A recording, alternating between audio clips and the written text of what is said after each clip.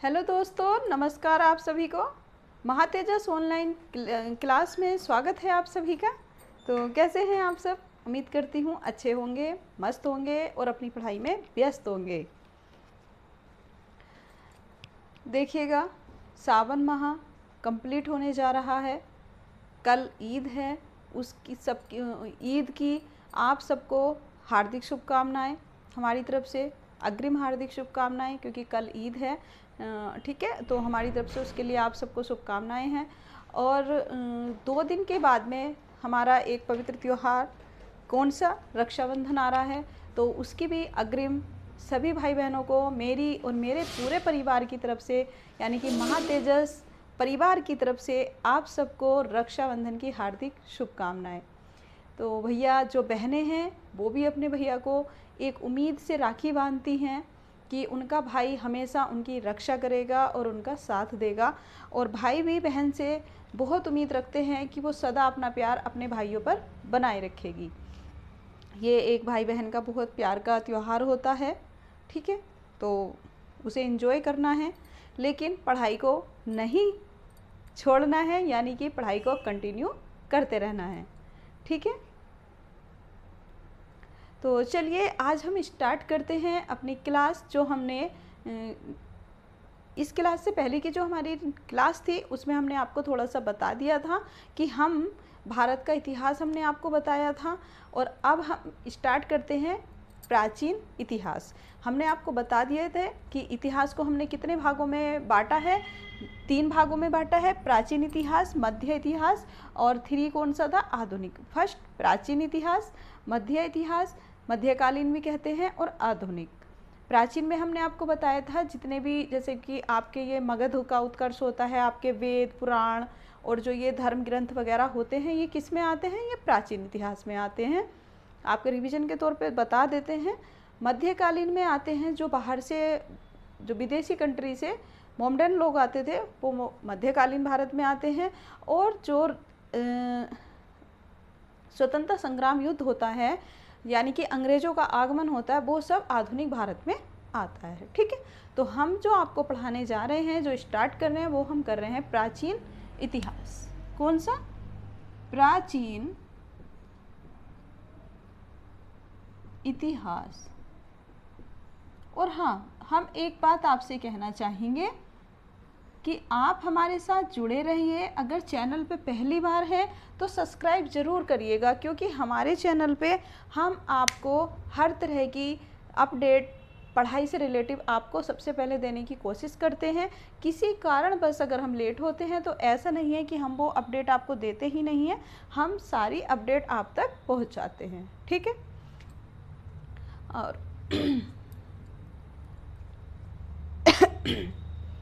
तो हमने टॉपिक डाला है अपना प्राचीन भारत। तो प्राचीन भारतीय इतिहास के स्रोत के बारे में हम बात करेंगे। तो ये 4 जगह से हमें मिलते हैं, 4 तरह से हमें इनकी मुख्यतः जानकारी प्राप्त होती है। किस किस से, धर्म ग्रंथ, ऐतिहासिक ग्रंथ। प्राचीन, एक मिनट, प्राचीन भारतीय इतिहास के स्रोत। इनकी जानकारी हमें 4 प्रकार से प्राप्त होती है। ठीक है, कितने प्रकार से, 4 प्रकार से प्राप्त होती है। नंबर 1, नंबर 2, नंबर 3 और नंबर 4। पहला है धर्म ग्रंथ। अब धर्म ग्रंथ में आप सब जानते हैं कि धर्म ग्रंथ में क्या आते हैं, जैसे कि आपकी महाभारत हो गए, आपकी रामायण हो गई, आपकी जितने भी पुराण हो गए, ये सब इसमें आते हैं। फिर आते हैं आपके ऐतिहासिक ग्रंथ।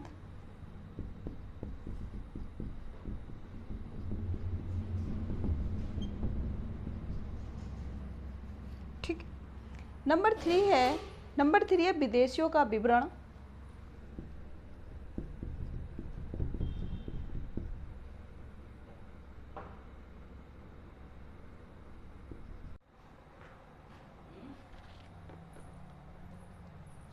नंबर फोर है पुरातत्व संबंधी स्रोत।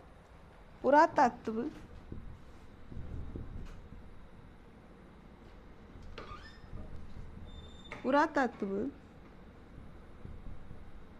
संबंधी साक्ष्य। अब देखिए पुरातत्व क्या है, यानी कि जैसे कि हमने कहीं खुदाई करी है, उसमें से जो भी सामान निकला तो उसके द्वारा पता चल रहा है कि हाँ, जैसे कि आप सब सिंधु सभ्यता के बारे में जानते हैं, हड़प्पा सभ्यता के बारे में जानते हैं, तो वो पुरातत्व में आती है। विदेशियों का विवरण किस में आता है, जैसे कि बाहर से हमारे विदेश से हमारे यहाँ कुछ इतिहासकार आए, उनकी किताबें पढ़ के हमें पता चलता है कि हमारे कैसे संबंध रहे दूसरे देशों से, क्या क्या हमारे यहाँ की राजनीति थी, बहुत सारी चीज़ों की हमें जानकारी मिलती है। ठीक है, तो ये हमने आपको बता दिया। अब इससे आगे हम बात करते हैं कि धर्म एवं जो धर्म ग्रंथ हैं हमारे, उनसे हमें क्या क्या जानकारी प्राप्त होती है धर्म ग्रंथ से। और देखिएगा सबसे पुराना धर्म ग्रंथ क्या है, अगर चलिएगा ये आपने लिख लिया हो तो हम आपको बता देते हैं कि हम अब आपको पढ़ाते हैं धर्म ग्रंथ के बारे में। ठीक है, सबसे पहले हम किसके बारे में हम आपको पढ़ाएंगे, धर्म ग्रंथ के बारे में पढ़ाएंगे। ठीक है, इसको हम रफ करते हैं और एक एक करके टॉपिक हम आपको पढ़ाते जाते हैं, और आप ये अपने नोट्स तैयार करिएगा। ठीक है, आप बिल्कुल भी ऐसा ना कीजिए कि आप सोचिए कि ये मैडम अच्छे से नहीं पढ़ा रही हैं, ऐसा कुछ नहीं है भैया। थोड़े दिन आप पढ़ेंगे तब आपको पढ़ाने का तरीका समझ आएगा, और हम आपको बहुत शॉर्ट्स तरीके से ये सब पढ़ा रहे हैं। ठीक है, एक मिनट,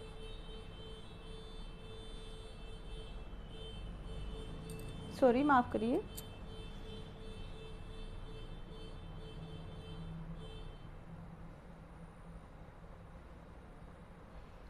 देखिएगा धर्म ग्रंथ के बारे में अगर हम जानकारी मतलब धर्म ग्रंथ के बारे में अगर हम आपको जानकारी दें या उसके बारे में हम बात करें, तो हमारा जो सबसे पुराना धर्म ग्रंथ में आता है धर्म ग्रंथ,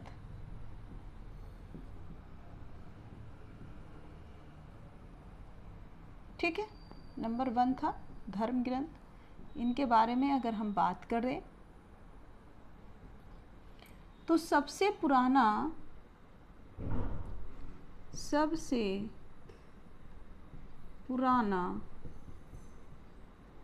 या पहला या प्राचीन धर्म ग्रंथ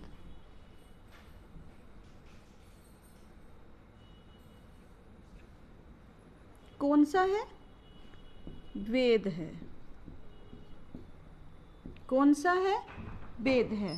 देखिएगा ये हमने इतने सारे शब्द इसलिए लिखे हैं ताकि इनमें से कोई सा भी एक शब्द आ जाए, ताकि आप पेपर में कंफ्यूज ना, पुराना आए, पहला आए या प्राचीन आए। ग्रंथ कौन सा होगा, पुराना वेद होगा, पहला कौन सा होगा, वेद होगा, प्राचीन कौन सा होगा, वेद होगा। यानी कि हमारा सबसे पहला जो धर्म ग्रंथ है वो कौन सा है, वेद है। ठीक है, वेद किसने लिखे, महर्षि, किसने लिखे हैं, महर्षि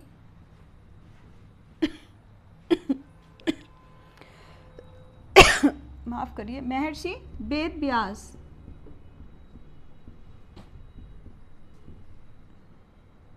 ठीक,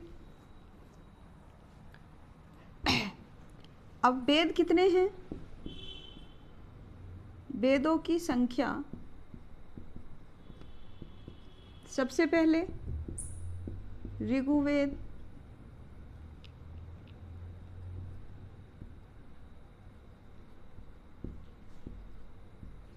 यजुर्वेद,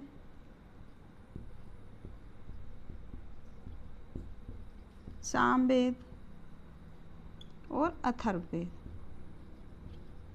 कितने वेद हैं हमारे, 4 वेद हैं। कौन कौन से, ऋग्वेद, यजुर्वेद, सामवेद और अथर्ववेद।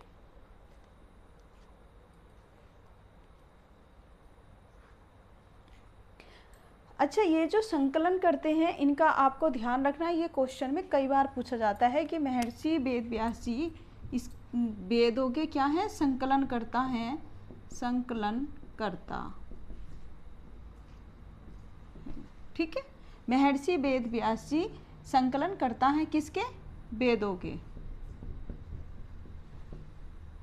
ठीक है, अब आता है कि वेदों की कितनी संख्या है या वेद कितने हैं, तो वेद 4 हैं, ऋग्वेद, यजुर्वेद, सामवेद, अथर्ववेद।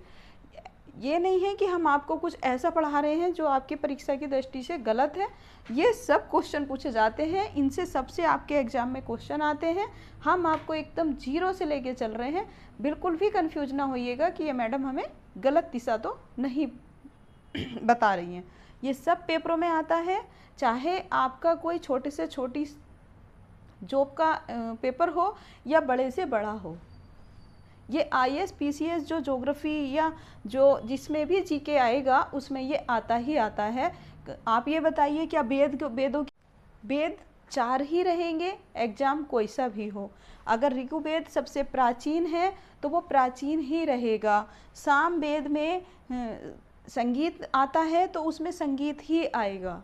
ठीक है ना, तो ये सब आपके परीक्षा की दृष्टि से एकदम महत्वपूर्ण टॉपिक हम आपको करा रहे हैं, तो आप इसे नोट कर लीजिए। अब हम बात करेंगे ऋग्वेद के बारे में, आप इसे नोट करिए, फिर हम ऋग्वेद डालते हैं और ऊपर से लिखते हैं।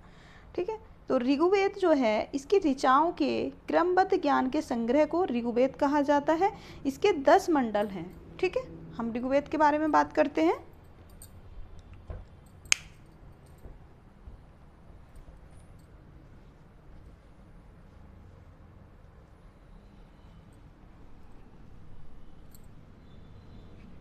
वेदों में सबसे प्राचीन वेद कौन सा है, हमने अभी आपको बताया था, ऋग्वेद सबसे प्राचीन वेद है। ठीक, तो और सबसे पहला, जब प्राचीन है तो पहला है। ठीक, तो इसके बारे में हम बात करते हैं। ऋग्वेद देखिएगा, अब हमारा पढ़ाने का वही तरीका। एक मिनट थोड़ा सा हम ऊपर लिखते हैं। क्या क्या आज हम लिख रहे हैं पता नहीं।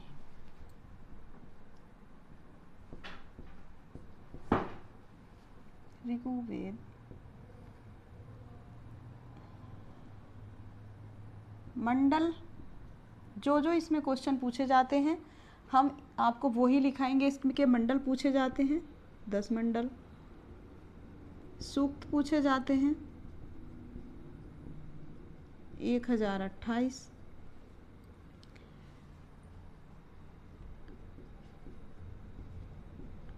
ऋचाओं के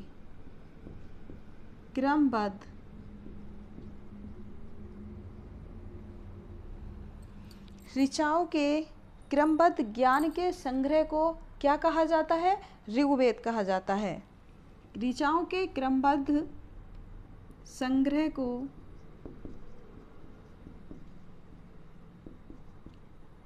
ऋग्वेद कहते हैं।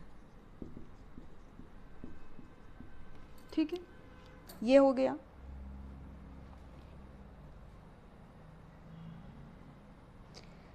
और अब बात करते हैं, हमने आपको बताया कि इसमें 10 मंडल हैं, सूक्त कितने हैं, 1028 हैं। तो ऋचाएँ कितनी है भैया, जब यहाँ बात आ रही है कि ऋचाओं का क्रमबद्ध संग्रह को ही ऋग्वेद कहते हैं, तो ऋचाएँ जो हैं, ऋचाओं की भी संख्या होगी।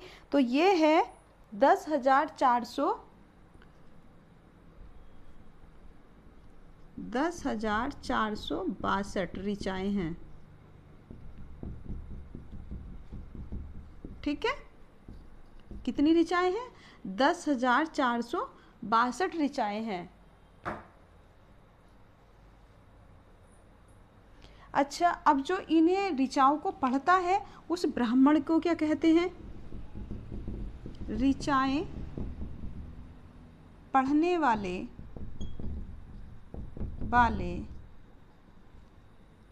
ब्राह्मण को होत्र कहते हैं। क्या कहते हैं? होत्र कहते हैं। देखिएगा ये क्वेश्चन कई बार, ठीक है, ऋचाएँ पढ़ने वाले ब्राह्मण को होत्र कहा जाता है। ये क्वेश्चन कई बार एग्जाम में पूछा गया है, तो आप इसे स्टार लगा लीजिए, मोस्ट लिख लीजिए। जो भी आप मेन क्वेश्चनों को बनाना चाहते हैं अंडरलाइन कर लीजिए, तो आप इसे ज़रूर करके रखिएगा, ठीक है। नेक्स्ट है, इस वेद से आर्य की राजनीति प्रणाली एवं इतिहास के बारे में जानकारी मिलती है। किसके बारे में? आर्य की राजनीति एवं इतिहास के बारे में जानकारी मिलती है। किससे? ऋग्वेद से मिलती है, ठीक है। अब विश्वामित्र के द्वारा रचित ऋग्वेद का तीसरा मंडल, उसमें सूर्य देवता सावित्री को समर्पित प्रसिद्ध गायत्री मंत्र है, इसके 9वें मंडल में देवता सोम का उल्लेख है। यानी कि क्या कह रहा है? कह रहा है कि तीसरे मंडल में विश्वामित्र द्वारा लिखित सूर्य भगवान या सूर्य देवता सावित्री को समर्पित, क्या कह रहा है?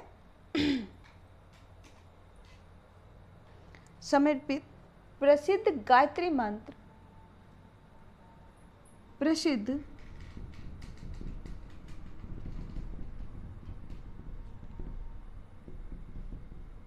है, ठीक है। अब यहाँ क्वेश्चन बनता है कि गायत्री मंत्र कौन से वेद में आता है? तो ऋग्वेद में आता है। कौन से मंडल में आता है? तो तीसरे मंडल में आता है। किसके द्वारा लिखा है? विश्वामित्र द्वारा लिखित है। किसको समर्पित है? सूर्य देवता और सावित्री को समर्पित है, ठीक। अब देखिएगा इस लाइन में हमने आपको कितने सारे क्वेश्चन कराए?